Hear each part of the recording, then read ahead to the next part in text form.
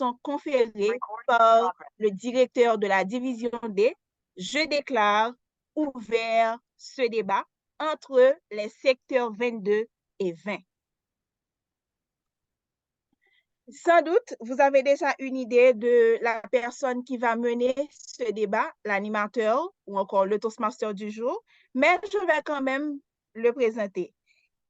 Il répond au nom de Toastmaster Patrick Saint-Surin. Il est avocat au barreau de Port-au-Prince, collaborateur au cabinet Léon Saint-Louis, membre de Dynamique depuis 2014. Il est un ancien président VPF à 2 reprises, VPRP, VPR à 2 reprises. Responsable financier, actuel directeur du secteur 21. Il est un passionné du sport, en particulier le football, tout comme moi. Un peu, je dirais. Il est également un passionné de la musique et du cinéma. Il aime aussi le bon vin, comme Chantal Coutal. Il a pour credo « Keep moving forward », aller vers l'avant. Chers collègues Toastmasters, je vous demande d'ouvrir vos micros et applaudir Toastmaster Saint-Surin jusqu'au lutrin. Je ne vous entends pas?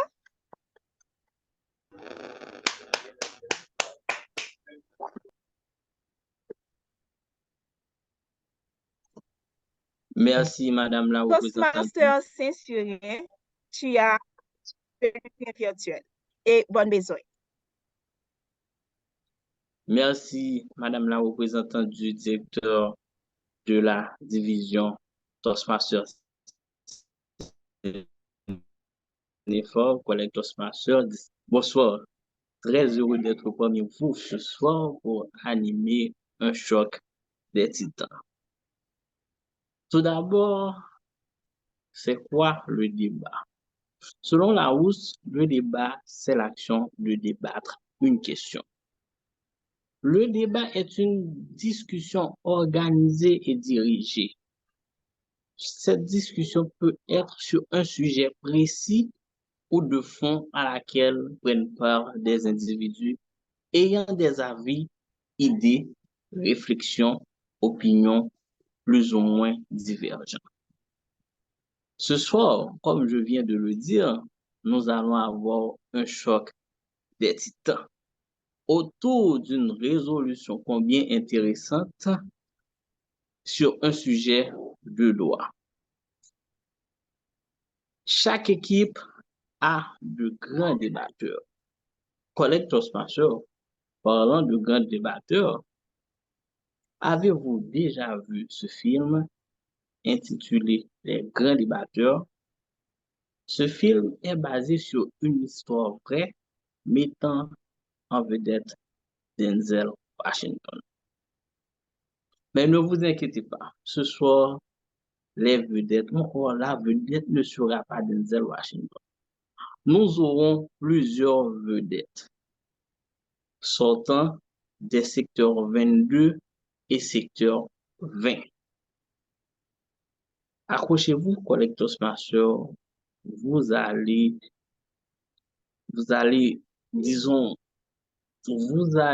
j'espère que vous allez passer un agréable moment avec ce choc des titans.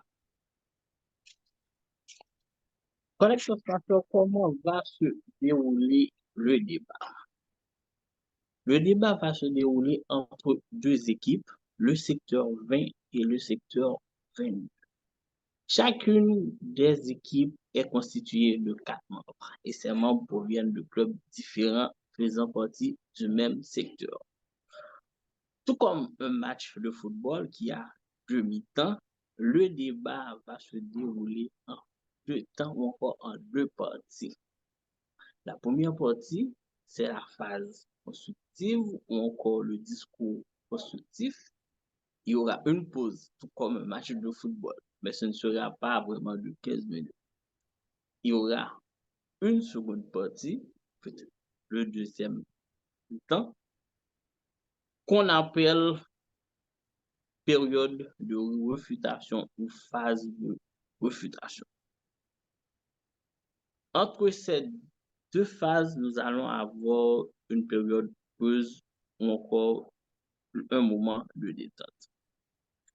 Et après, nous allons revenir pour la deuxième partie et ensuite nous aurons le moment des partages et enfin les résultats. Qu'en est-il de la résolution de cet après-midi, collègues Toastmasters? Préparez-vous. Comme je viens de le dire, c'est un sujet assez intéressant et en rapport avec le droit. Le sujet, collègues Toastmasters, c'est, disons, la résolution.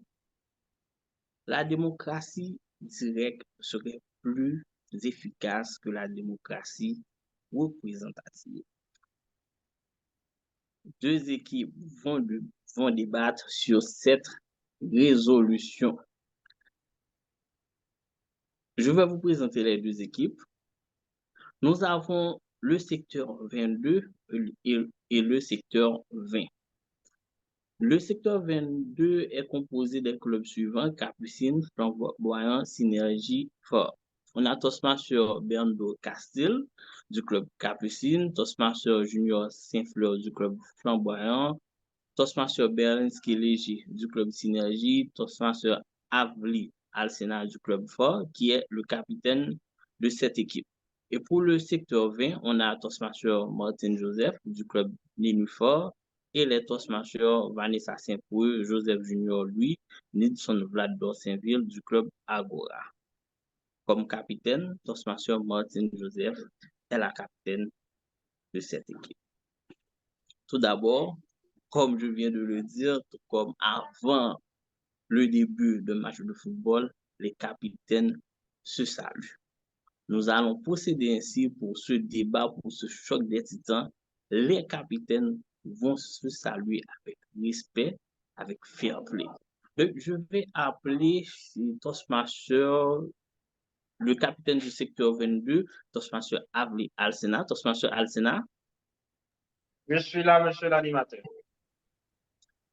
Et Toastmaster, le capitaine du secteur 20, la Toastmaster Martin Joseph, est-ce que tu es là avec moi, Toastmaster Joseph?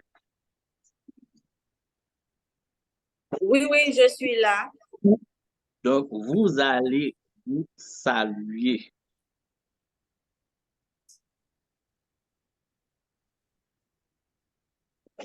Les capitaines? Je vous souhaite un bon match, Toastmaster Joseph. Bonsoir, Toastmaster Alcena. Bonsoir, Toastmaster Joseph. Merci Toastmaster Alcena et Toastmaster Joseph, respectivement capitaine du secteur 22 et du secteur 20. Donc, nous passons rapidement aux consignes. Les microphones de l'assistance seront fermés pendant le déroulement du match. Le chat sera aussi désactivé. Pas de photographie au flash des débatteurs. Donc, pour le chronométrage, le chrono 1 va faire jouer les cartons avant votre prise de parole afin de l'épingler pour pouvoir vous chronométrer pendant votre prise de parole.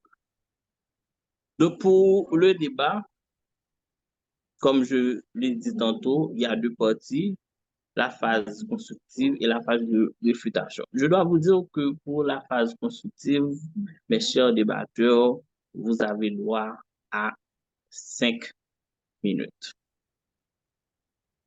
3 minutes carton vert, 4 minutes carton jaune et 5 minutes carton rouge.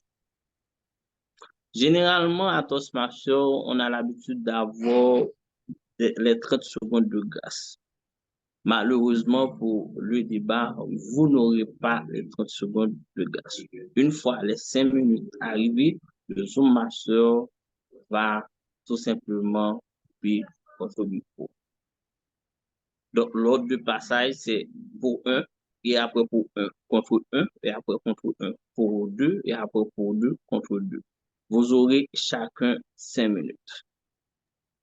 Et après, viendra le moment de pause que vous-même en salle séparée avec votre coach, vous aurez droit à 5 minutes pendant le moment de pause pour, disons, faire une tête-à-tête et rassembler vos arguments, etc. Pour la phase de réfutation, ce sera de 3 minutes. 3 minutes, 2 minutes vert, 2 minutes 30 secondes et 3 minutes rouge. Et comme je viens de le dire, une fois les 3 minutes arrivées, vous n'aurez pas droit malheureusement aux 30 secondes de grâce. Le Zoom Master va tout simplement couper vos micros. Est-ce que tout est clair pour les pour les débatteurs? Tout est clair pour vous, chers membres de l'équipe du secteur 22, chers membres de l'équipe du secteur 20, est-ce que tout est clair pour vous? Parfait, tout est clair. Ok, l'ordre de passage, je crois que pour le secteur 22, Toastmaster Avli Alsena, le capitaine, est le pour 1 et Toastmaster Junior Saint-Fleur est le pour 2. Pour le secteur 20, Toastmaster Nidson Vlad Dorsainville est le contre 1 et Toastmaster Joseph Junior, lui, est le contre 2. Donc, chers collègues Toastmaster, prenez siège, nous allons commencer. Et l'ordre de passage sera inversé dans la phase de réfutation. Ce sera contre 1 pour 2, contre 2 pour 1.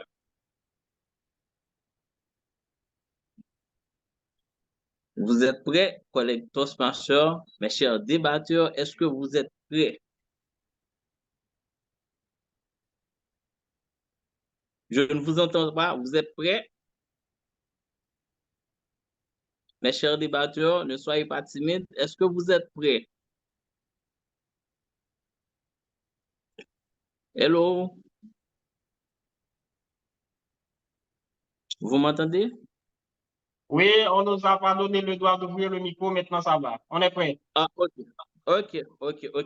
Donc, nous allons commencer, collègue Toastmaster, monsieur chronomètre 1, numéro 1, chrono 1. Ça va, c'est ok pour toi, chrono 2. Je vais commencer. Est-ce que tout est ok pour vous? Oui.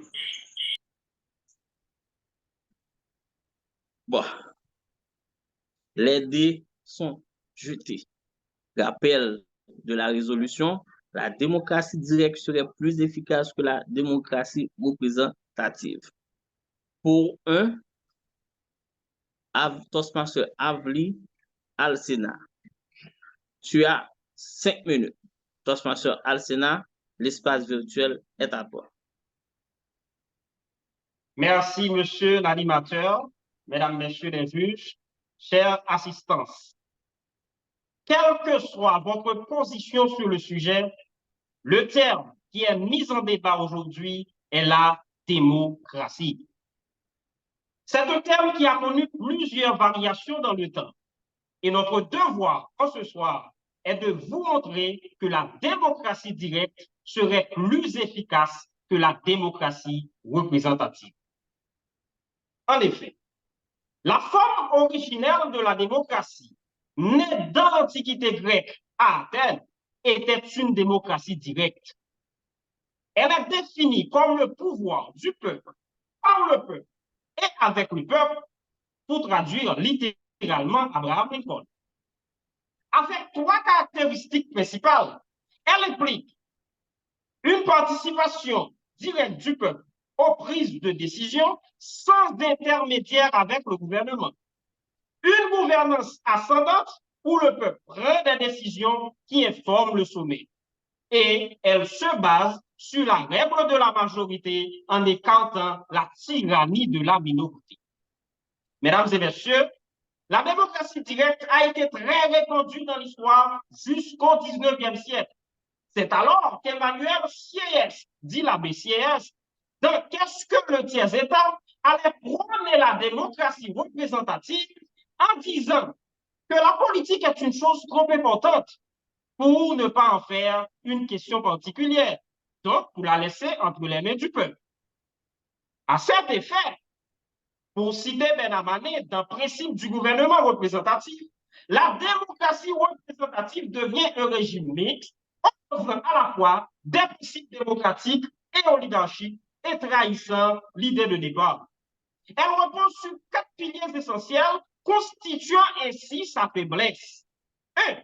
Élection réitérée. 2. Autonomie des représentants. 3.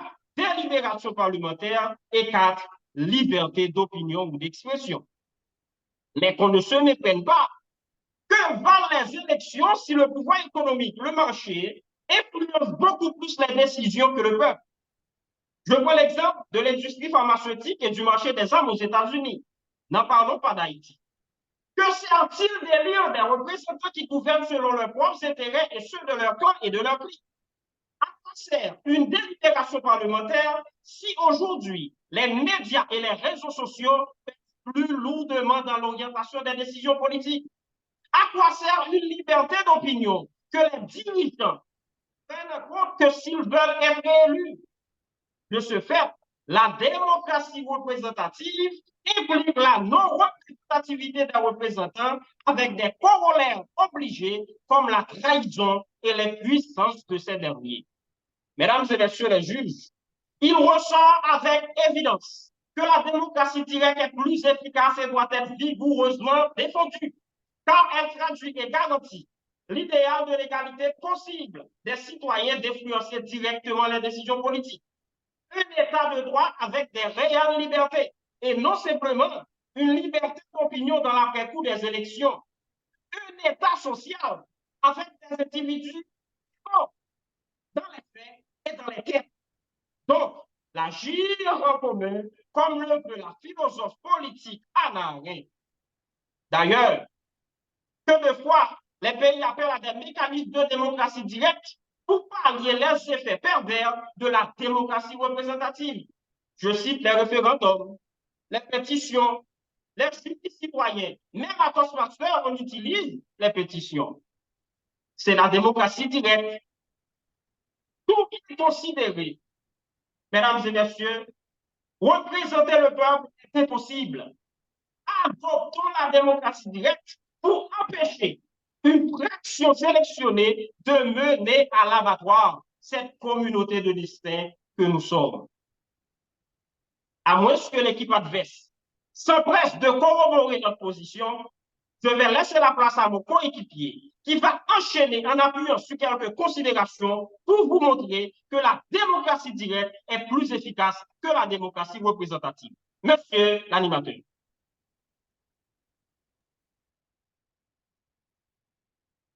Merci, Toastmaster Alcina, capitaine de l'équipe du secteur 22 pour 1.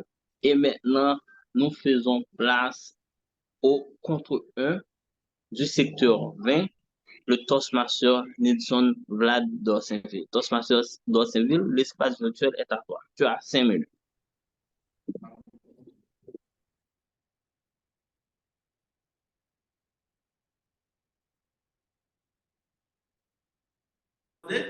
Allô? Vous m'entendez? Allô, allô? Est-ce que vous m'entendez? On t'entend?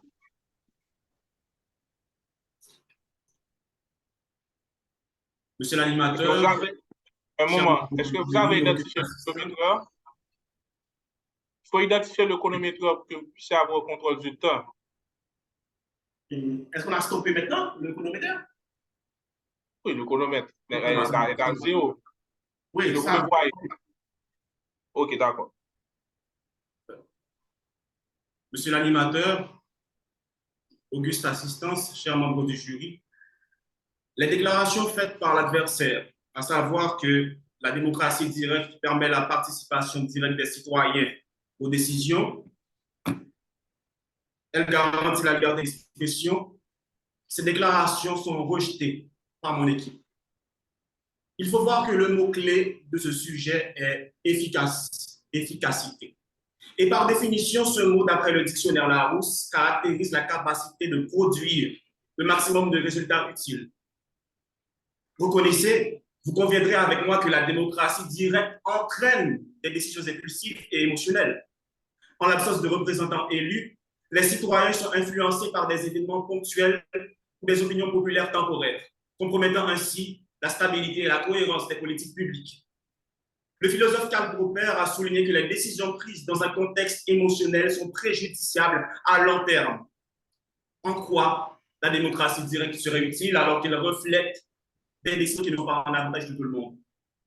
De plus, la complexité croissante des problèmes contemporains nécessite une expertise approfondie pour prendre des décisions éclairées. On n'est plus au temps préhistorique, là où la force dominait. La démocratie directe, elle conduit à des politiques simplistes, sans prendre en compte les nuances et les conséquences à long terme. Des chercheurs tels que James Madison ont averti que les passions momentanées des masses conduisent à des politiques irrationnelles. Il y a les conflits interethniques. Ces conflits sont exacerbés par des mécanismes de démocratie directe où des décisions politiques sensibles sont soumises au vote populaire. Regardons à travers le monde. Tous les conflits sociaux, politiques, économiques dans les sociétés, ils sont dus à des décisions émotionnelles. Selon le ministère rwandais de l'administration du territoire, à l'issue d'un recensement effectué en juin 2000, le génocide au Rwanda compterait 1 074 017 morts. Le supplice du collier lors de l'apartheid en Afrique du Sud et en Haïti à la fin des années 80. Le tout dernier phénomène Wakale, selon le rapport du Centre d'analyse et de recherche en droits de l'homme, publié le 24 août 2023, 270 présumés membres de gangs ont péri dans des conditions violentes, pour ne citer que cela. Tous sont des actes barbares générés par la colère de personnes dont leurs voix sont considérablement étouffées par d'autres jouissant de privilèges démesurés. Ils ne se voient pas représentés.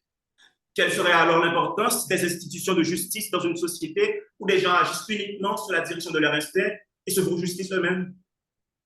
Oui, dans le système de démocratie directe, des voix sont étouffées, laissant des groupes minoritaires vulnérables aux caprices de la majorité.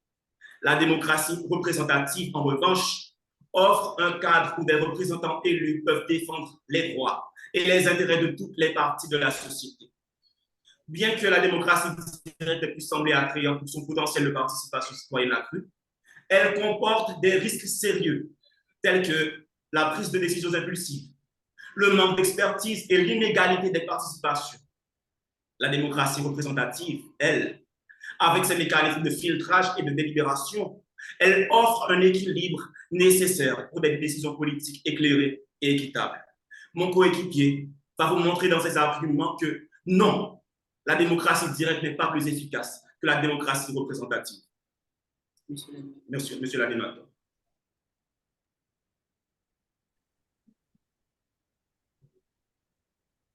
Du choc des idées jaillit la lumière, collègue Toastmaster. Nous venons d'entendre les arguments du pour un et les arguments du contre un. Et ce débat, ce choc des titans a continué avec le pour 2 pour ces arguments.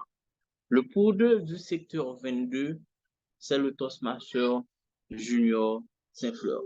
Toastmaster Saint-Fleur, l'espace virtuel est à toi. Mais bien avant de prendre la parole, tu dois épingler le chronomètre afin de chronométrer, de gérer bien ton temps.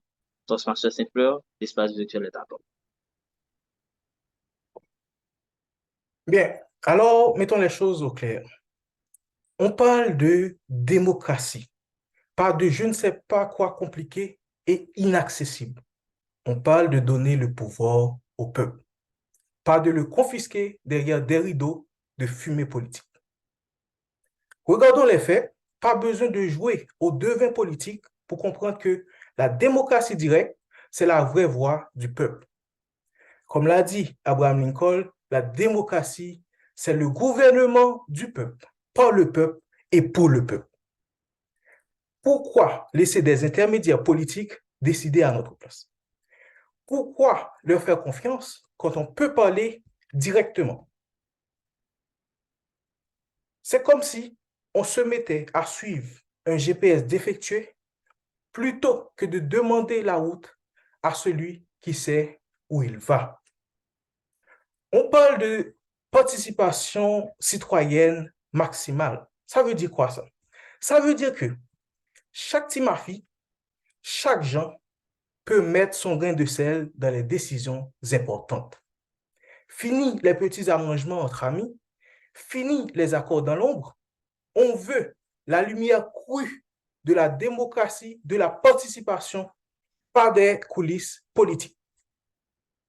La rapidité dans les décisions, c'est ce qui manque à nos politiciens embourbés dans des jeux de pouvoir. On n'a pas besoin de négociations à ne plus finir, de processus bureaucratiques à dormir debout. On veut des réponses rapides.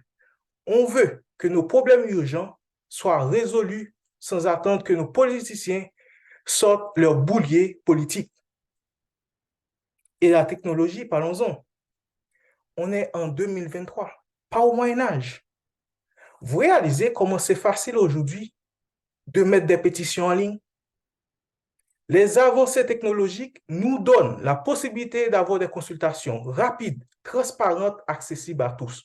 On n'a pas besoin d'une démocratie à l'ancienne.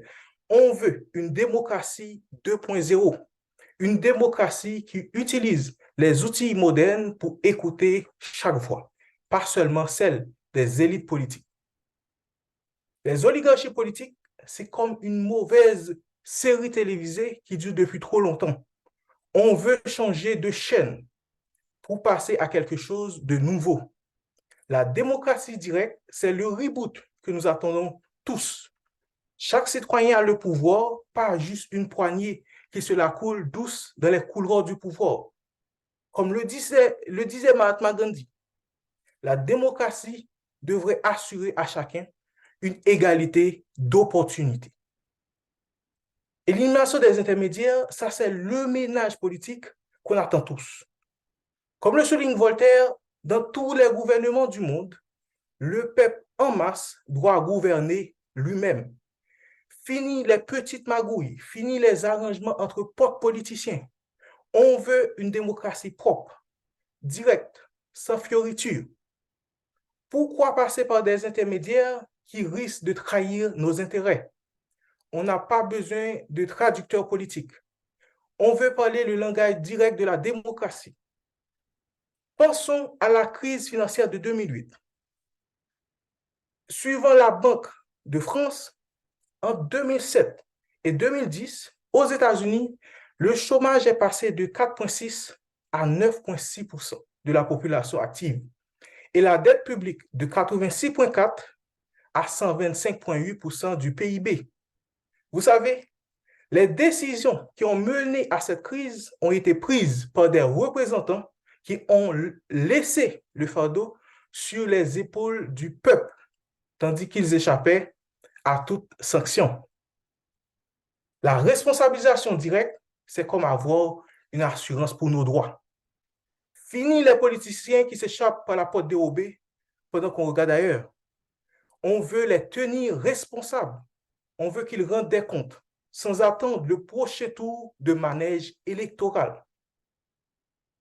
Alors, soyons clairs, la démocratie directe, c'est l'avenir. C'est la voie vers une politique honnête, transparente et qui met le pouvoir, il devrait être, entre les mains du peuple. On n'a plus besoin de représentants qui nous représentent mal. On veut parler, on veut décider, on veut une démocratie directe, point final. Monsieur le meneur du débat. Le toit est en feu, mes chers amis. Le toit est en feu. Il faut appeler les pompiers. Quel choc des titans. Toastmaster Lacrette appelle les pompiers. Call 911, Toastmaster Lacrette. Quel choc des titans pour les Toastmasters. Et nous sommes toujours à la première partie de ce débat, de ce choc des titans. Donc, accrochez-vous, nous allons continuer maintenant avec le contrôle 2 du secteur 20, Toastmaster Joseph Junior, lui. Toastmaster, lui, l'espace virtuel est à part. Mais bien avant de commencer à parler, il faut épingler le chronomètre afin de mieux gérer votre temps. Est-ce que vous m'entendez? Vous m'entendez très bien? Allô, allô? On t'entend. Ok, maintenant, je vais avoir vu le chronomètre. Je n'ai pas encore vu. C'est là? Ok, j'ai vu maintenant. Mesdames, Messieurs les membres du jury, chers collègues Toastmasters, distingués invités, à entendre l'équipe adverse, on dirait que la plupart des nations adoptent la démocratie directe. Mais la réalité est nettement différente. Et ensuite, l'équipe adverse a parlé de démocratie 2.0. C'est un vieux pieux qui n'est pas démontré par l'équipe adverse. Selon le site des Nations Unies et sur le site Google, on peut constater qu'il y a 200 États officiellement reconnus par l'ONU, parmi lesquels 38 pays de l'Asie, 44 pays de l'Europe, etc. Combien de pays qui adoptent le système de la démocratie directe? Il n'y a que la Suisse, qui n'a pas une grande superficie, pas d'armée. Ensuite, il y a le pays qu'on appelle le Liechtenstein et Athènes dans l'Antiquité. Maintenant, la question est la suivante. Les grands pays comme la France, le Canada, les États-Unis et les autres pays comme le Mexique, le Pérou, la Bolivie, l'Espagne, pour ne citer que ceux-là, les dirigeants sont-ils des idiots pour ne pas adopter le système de la démocratie directe? Selon Wikipédia, qui nous dit que la démocratie directe fonctionne par le biais de l'Assemblée des citoyens ou par le biais de référendum. Eh bien, la démocratie directe peut entraîner la tyrannie de la majorité. C'est exactement ce que traite dans son livre sur la démocratie directe du sociologue et philosophe français Alexis de Tocqueville, publié en 1937 et 1940, où il démontre clairement que la tyrannie de la majorité est fortement associée au régime de démocratie directe. Car c'est la majorité qui décide selon le principe du référendum, à ce moment, il n'y a aucune garantie de minorité. Dans ce cas, quand on parle de minorité, il peut s'agir des gens qui ont une couleur de peau, une origine ethnique, une apparence religieuse, une appartenance religieuse, une orientation sexuelle. Alors, qu'en démocratie relative, ces minorités peuvent avoir leurs représentants dans la sphère du pouvoir et voir au Parlement là où on rédige des lois, d'où une garantie pour les minorités. Regardez par exemple le Rwanda, qui est sorti du génocide et a mis sous pied un système de démocratie représentatif où les droits des minorités ethniques sont garantis. Source Wikipédia, le système politique de Rwanda. Appliqué en Haïti, le peuple aurait légalisé le supplice du collier et le bois calé si on applique la politique de démocratie directe. Avec l'immigration de masse, la démocratie directe favorisera l'émergence accrue et indésirable de mouvements de xénophobes et extrémistes. Exemple vivant, en 2014, dans le pays de l'équipe adverse, c'est-à-dire en Suisse, où la démocratie directe est appliquée, 53% de la population a voté sous l'influence de la droite nationaliste une loi sur la restriction de l'immigration, pénalisant ainsi bon nombre de personnes malgré que les autorités étatiques étaient contre cette loi. Mais la démocratie directe oblige. Source, YouTube, tapez le oui à la restriction de l'immigration et la déception des autorités. Nous avons vu le comportement du président élu d'Argentine, parce qu'il est populaire, qui a fait campagne avec une tronçonneuse en main. Source, YouTube, tapez Milei, le président élu de l'Argentine. Ces comportements nous poussent à dire que la démocratie directe favorise l'instantané et plus encore la superficialité des réactions épidermiques.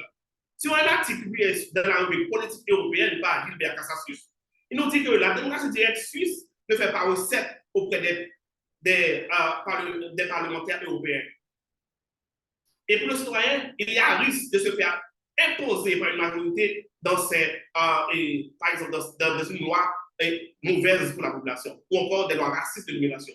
Pour toutes ces raisons, on peut dire que la démocratie directe est irréalisable. Et Jean-Jacques Rousseau, un auteur français, a eu raison de dire qu'il n'y a point de démocratie directe et que le gouvernement si parfait ne provient pas pour les hommes, mais pour les dieux, c'est-à-dire des élus. On a des élus, et en revanche, en démocratie représentative, on a des élus avec un cabinet technique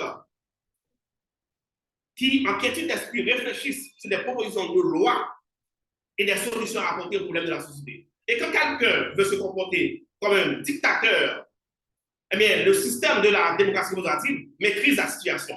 On se rappelle du comportement du président américain quand, au terme de son mandat, il n'a pas voulu laisser le pouvoir. Eh bien, il a fallu le système représentatif pour maîtriser la situation. Donc, il a même le président Trump s'est même servi du peuple pour envahir le symbole de la démocratie, qui est le Capitole. Source CNN. Voilà donc ce que peut nous apporter la démocratie directe. Quand c'est le peuple qui décide, c'est pourquoi j'invite nos collègues Toastmasters et l'équipe adverse à se joindre à nous pour promouvoir la démocratie représentative, car c'est bon pour notre société. Monsieur l'animateur.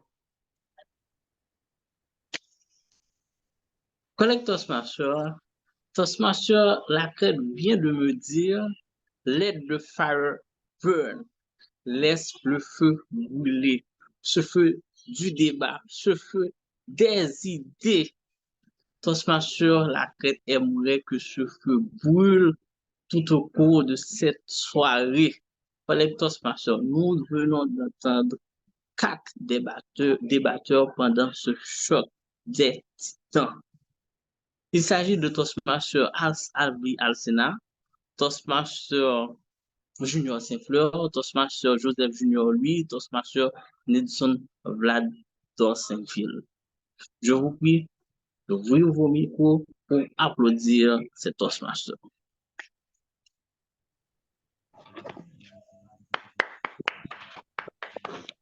Ne vous en faites pas, ce n'est que le commencement. Nous allons avoir une pause car on vient de boucler la première phase de ce débat, la phase constructive.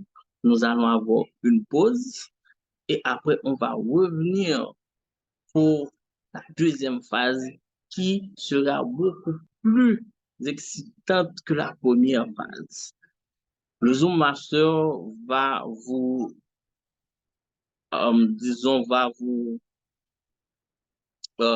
mettre dans des salles séparées afin de communiquer avec vos pairs pour préparer vos arguments. Monsieur le Zoom Master, est-ce que tu commences à mettre chacun des débatteurs à équivoque pour des interprétations? Nous allons entrer d'emblée si les débatteurs sont dans la grande salle, dans la deuxième partie, la phase de réfutation. La phase de réfutation, c'est toujours pour moi la cerise sur le gâteau parce que dans cette phase, on va réfuter les arguments, il y aura disons, des attaques, non pas personnelles, mais sur les arguments des autres. Donc, est-ce que Toastmaster Laquette, est-ce que tu peux m'aider? Est-ce que les débatteurs ne sont pas encore dans la grande salle? Tout le monde est là. Tout le monde est là. Donc, collègue Toastmaster, comme je viens de le dire, nous sommes dans la deuxième partie, la phase de réfutation. C'est une phase que beaucoup d'entre nous aiment. Pourquoi? Parce que c'est dans cette phase on va rejeter les arguments, il y aura des attaques sur les arguments, donc c'est une phase combien intéressante. Donc pour cette phase, guise de rappel, mes chers amis, voire à 5 minutes plutôt à 3 minutes. 2 minutes carton vert, 2 minutes 30 secondes carton jaune, 3 minutes carton rouge. Et l'ordre de passage va inverser, en quelque sorte, pour la première partie, c'était le coup 1, et pour cette seconde partie, ce sera le contre 1 qui va démarrer. Et j'appelle au lutrin virtuel le contre 1 du secteur 20, Toastmaster Nelson Vlad Dorsainville. Toastmaster Dorsainville, avant de commencer à parler, à nous présenter l'argument, veuillez épingler le chronomètre afin de bien gérer ton temps. Toastmaster Dorsainville, l'espace virtuel est à toi.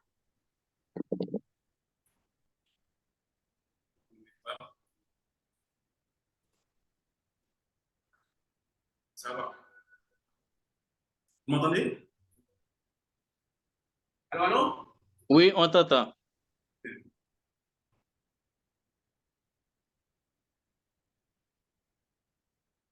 Mon équipe et moi, nous refutons cet argument que le Bourg-1 a pris. Le Bourg-1 a parlé de démocratie directe avant le 19e siècle. Jules César avait, en l'an 201 avant Jésus-Christ, un Sénat. Il a choisi ce système parce que certainement la démocratie directe ne marchait pas. Donc son gouvernorat avait été représentatif selon Apollo Prof.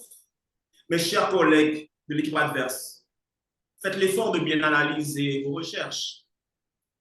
Je vous le redis, chers amis, la démocratie directe était en vogue à l'époque préhistorique, là où l'homme était à l'état primitif, à l'état sauvage et instaurait son autorité par la force et la violence. L'ignorance parmi les gens entraîne des décisions politiques sous-optimales. Dans une démocratie directe, les individus peuvent voter sur des questions complexes sans avoir une compréhension approfondie de leur implication.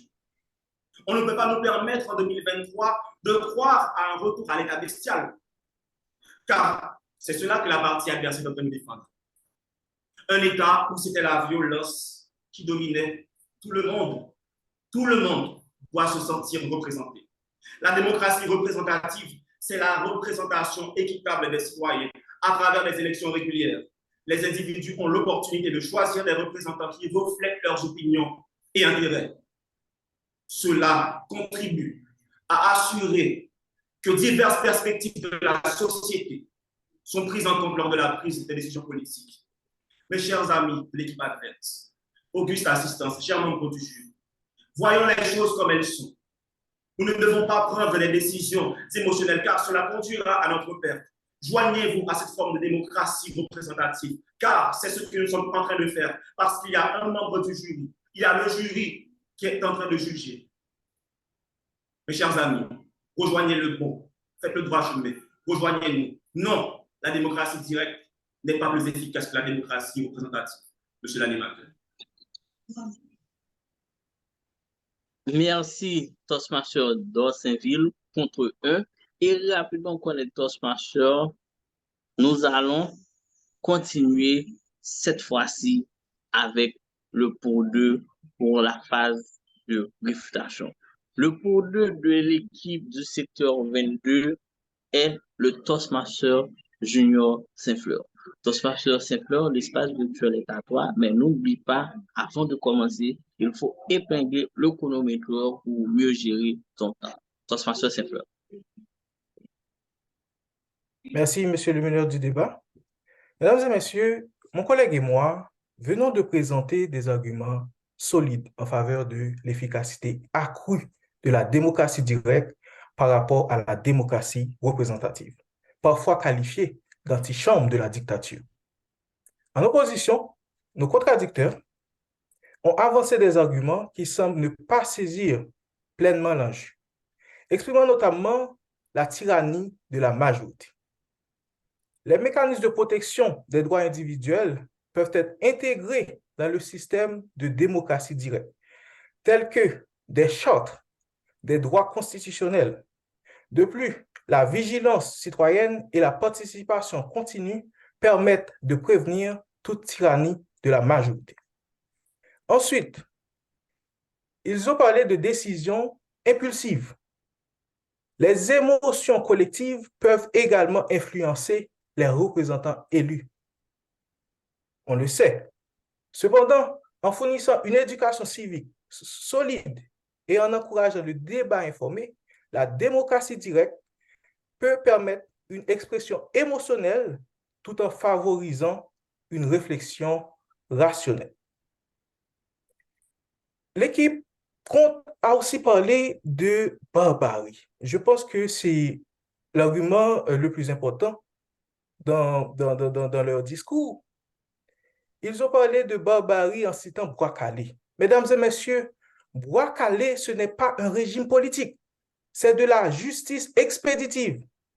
Maintenant, je vais vous dire, si on applique la démocratie directe, on combattrait la dilapidation des fonds de Petro-Caribé et on saurait comment les dirigeants utilisent les 1,5 $ pris sur les transferts d'argent.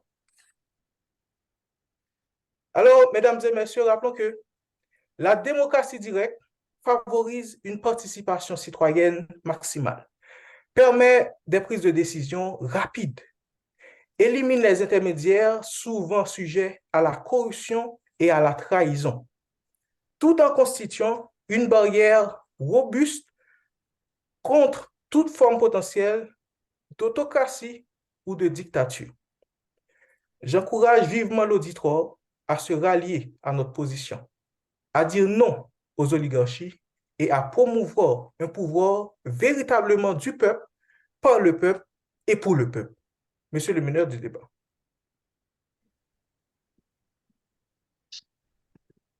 Je ne vais pas vous mentir, collecteurs marcheurs, je suis en extase. Quel débat, quel choc des titans. Et j'espère aussi que vous êtes aussi en extase.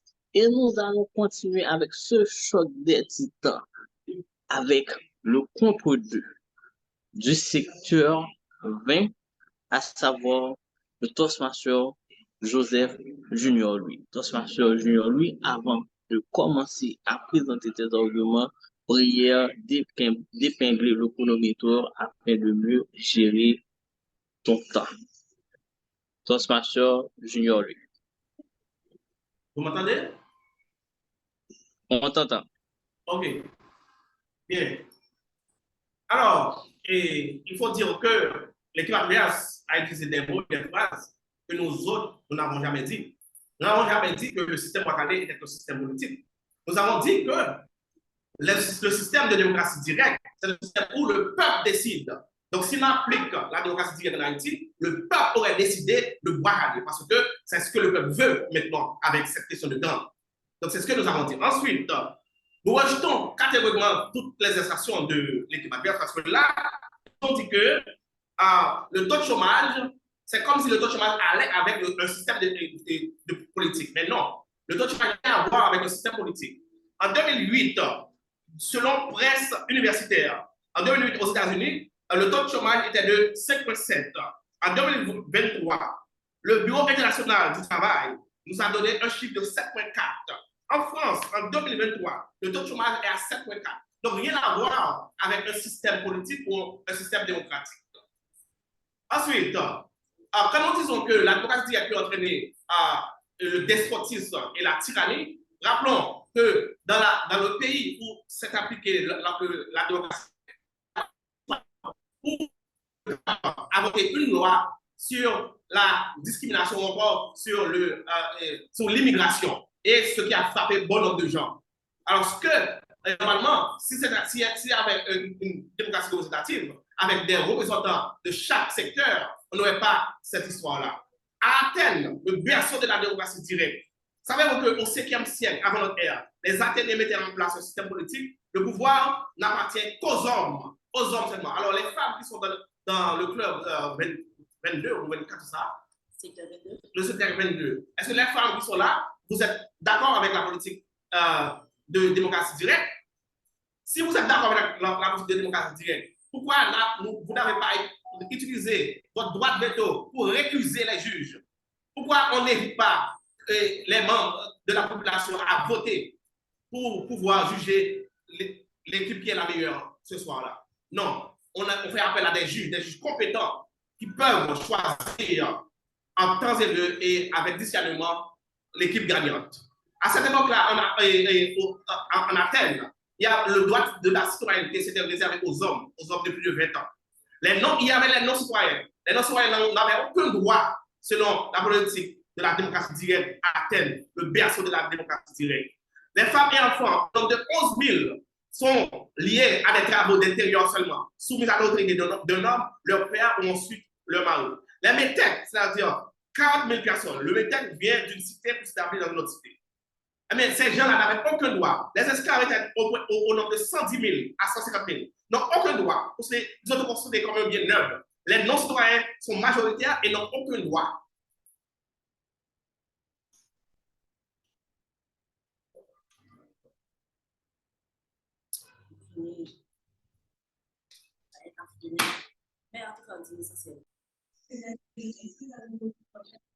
Honnête Toastmaster, de là où je suis, il pleut.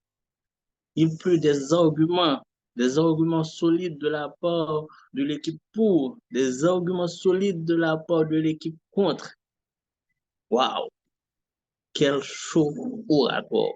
Et nous allons boucler ce show oratoire avec le pot 1 du secteur 22, Toastmaster Abli Al-Sena. Toastmaster Al-Sena, la parole est à toi. Et n'oublie pas d'épingler le chronomètre bien avant de commencer.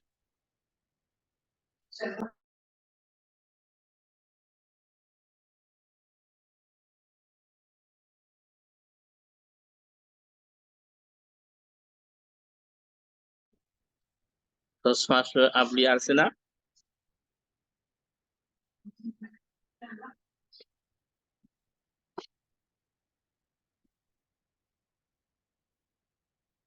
Toastmaster Avli Alsena.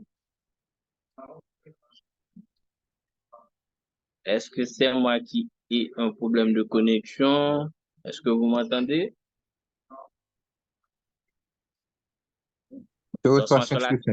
Son micro est coupé. Ok. Toastmaster Avli Alsena, tu es là avec moi maintenant? Il a un souci de micro. Ok, ça va maintenant. On ne m'a jamais laissé Ça, ouvrir le micro. ok, donc tu as la parole. Je ne vois pas le chronomètre.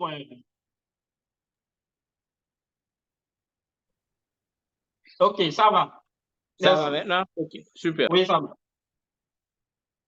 Mesdames et messieurs les juges, chers assistants, il n'est pas nécessaire d'en appeler au témoignage de personne pour affirmer que l'équipe compte a passé à côté de la plaque. Elle n'a aucune maîtrise des thèmes qui sont mis en débat. Ils confondent démocratie, régime politique, aristocratie, oligarchie et j'en passe. C'est avec évidence que nous constatons que là où il y a méconnaissance, moins de connaissances, il y a plus de certitude. Et c'est par méconnaissance qu'ils ont dit, les membres de l'équipe adverse, que le peuple est émotif dans ses décisions, que le peuple est bestial, qu'il ne faut pas laisser le soin au peuple de prendre des décisions. Mais là où le peuple ne prend pas des décisions, c'est une aristocratie. Ce n'est pas une démocratie.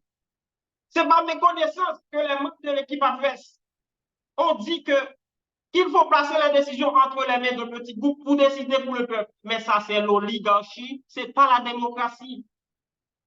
Oui, le peuple est irrationnel, mais on parle de l'irrationalité dans l'économie, pas dans la démocratie. Comment voulez-vous que le peuple donne le pouvoir et ne peut en exercer aucun?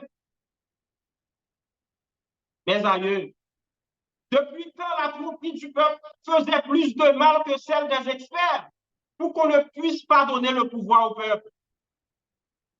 Ils ont fait appel à des pays qui utilisent la démocratie directe et d'autres qui ne l'utilisent pas. Mais qu'on ne se méprenne pas. Les pays utilisent une démocratie représentative, mais parfois, ils font appel à des mécanismes de démocratie directe pour trancher sur certaines décisions politiques. On peut comprendre tout cela parce que leur source, c'est YouTube, c'est Wikipédia. Mais depuis quand ces sources-là étaient des sources scientifiques? Mes chers amis, vous avez fait appel vous avez évoqué la Suisse comme pays qui applique la démocratie directe. Mais la Suisse est une démocratie représentative qui utilise des mécanismes de démocratie directe. Ils ont dit que nous avons dit que la démocratie directe a commencé au 19e siècle. Mais nous avons fait l'historique pour montrer que ça a commencé à Athènes et ça a subi des variations. Ils ont dit que nous avons exclu les femmes, mais c'est faux. Pour chaque étape de décision, on fait appel à des groupes de gens dans la démocratie directe. Mesdames, messieurs, nous pouvons comprendre parce que toutes les sources, c'est YouTube. En tout cas, je vais conclure pour dire que ce soir, sans doute que jamais, nous sommes face à une bifurcation. D'un côté, la voie facile de la domination de quelques-uns sur la majorité ignorée, une société fondamentalement polarisée. Et de l'autre, il faut choisir entre domination et émancipation. Monsieur l'animateur, je vous remercie.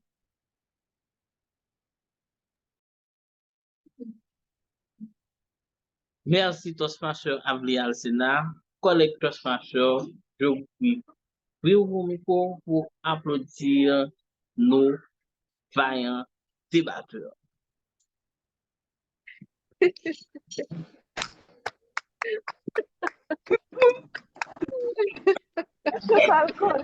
Machalide. Wow. Félicitations à nos animateurs, Toastmasters, Chantal a aimé le débat.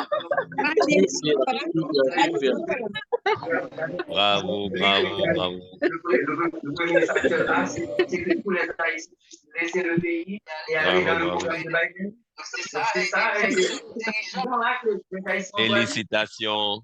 Non, quel show à voir. Je vous félicite. Deux tweets, ou deux communiqués.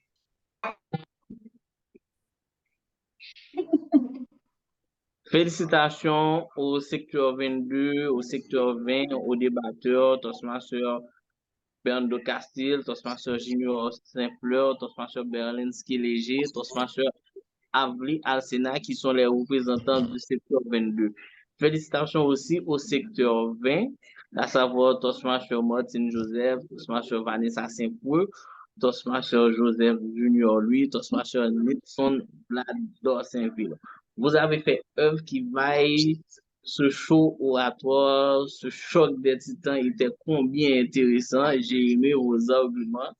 Donc, nous allons passer en attendant le résultat. Nous allons passer au moment de partage avec les membres des équipes. Je vais commencer avec l'équipe du secteur 22, Toastmaster Junior Saint-Fleur. Comment a été l'expérience et